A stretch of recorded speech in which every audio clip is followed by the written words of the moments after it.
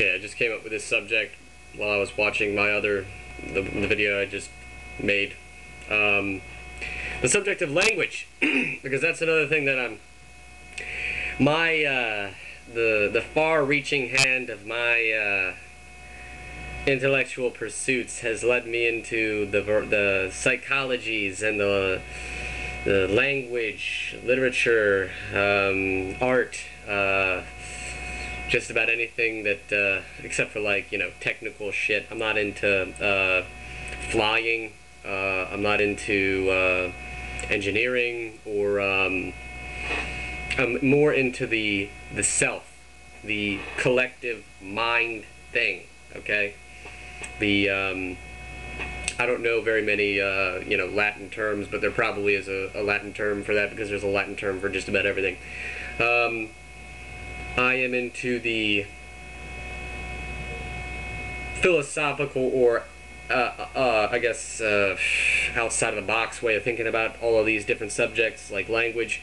Language is specifically or is particularly interesting to me, because it's kind of like, where out of physics do you get language? Kind of strange. There's really no explanation for the nature of it. Same thing with music.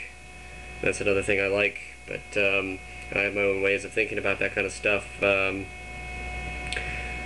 Yeah, language, and particularly spoken language, is an interesting thing. It's kind of like if we had instruments and we were to play notes, and we made that into a kind of language. It would be similar to what we actually use as language, which is the vocal cords. It's just strange, isn't it?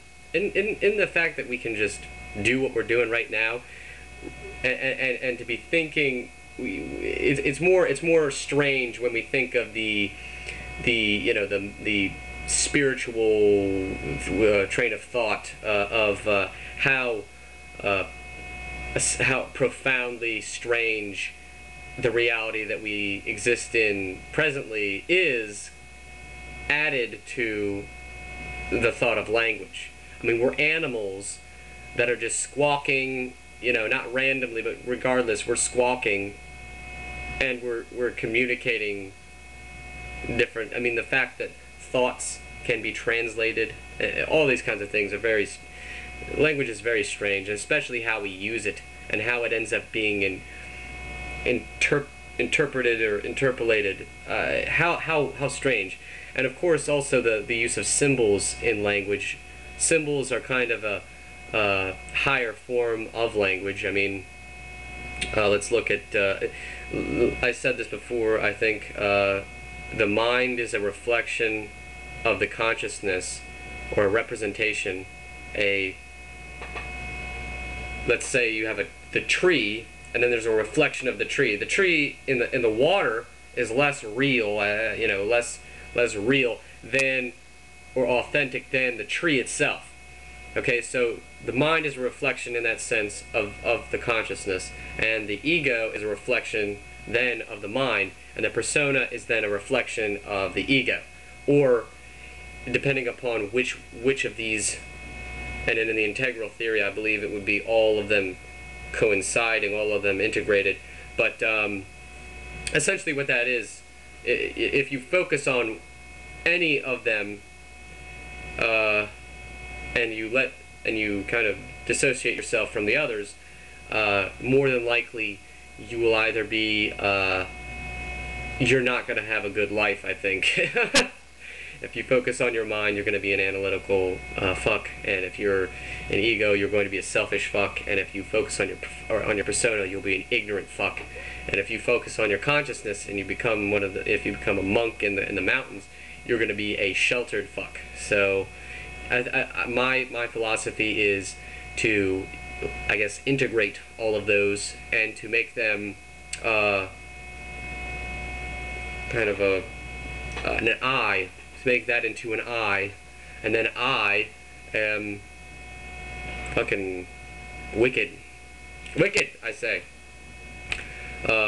So with language, symbolism is the more authentic version. And that's interesting because of how we use movies, of course. I mean, let's look at that. That's basically sigils, magic, Hollywood magic, being driven into the skull. There are thousands of reels of these images. So it's just being, it's super, super effective for propaganda, of course. And language is also good when we use rhyme and things like that. Isn't that interesting? So yeah, language, man, language. And the thing is, we become completely distracted or confused by the language, which is another aspect of language. The fact that we the fact that we use it so thoughtlessly, so unconsciously, and letting it therefore go into the subconscious and mean a whole hell of a lot more than it would if we were more conscious of it, or maybe not. But also, language reflects your state of awareness. If I were to speak, let's say, if I were to say, this one doesn't agree with you, that is, I is, using I is instead of I am,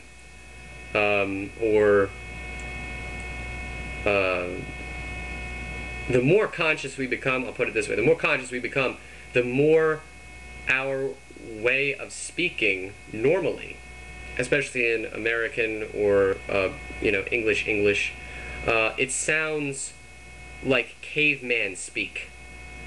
It sounds like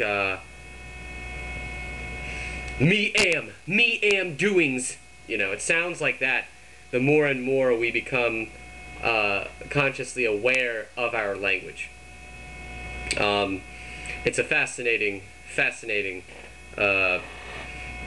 discourse, a fascinating subject, and especially given the nature of that whole way of thinking about it, the conscious perspective of it. Yeah. So, I mean, I don't. The thing is, I'm saying this stuff, and I know that there's very little for a person to say, and maybe these videos aren't for that kind of. I mean, it is for exchange of ideas, and it is for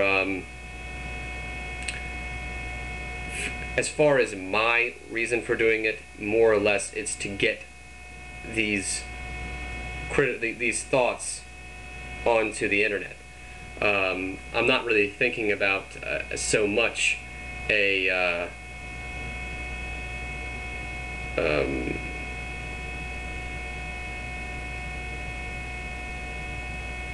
I guess the term would be democratic. I believe in absolute truth, so I'm trying to convey the reality, the deepest perspective, which I believe I believe I represent that to a certain extent, and especially because I'm probably one of the only English people that speaks English who is going to be able to perhaps present the kind of perspectives that I have. Although some of them I doubt will even be in other countries, just because the thoughts that I have I've never heard before. I'm being frank. I'm being honest. I'm not being pompous, and I hope nobody perceives it that way, because that's not. See, I have no self to be pompous with, necessarily. I recognize the fact that I have an ego, but my ego, as it would be normally, has been dissolved to the point where it's not threatening, and it isn't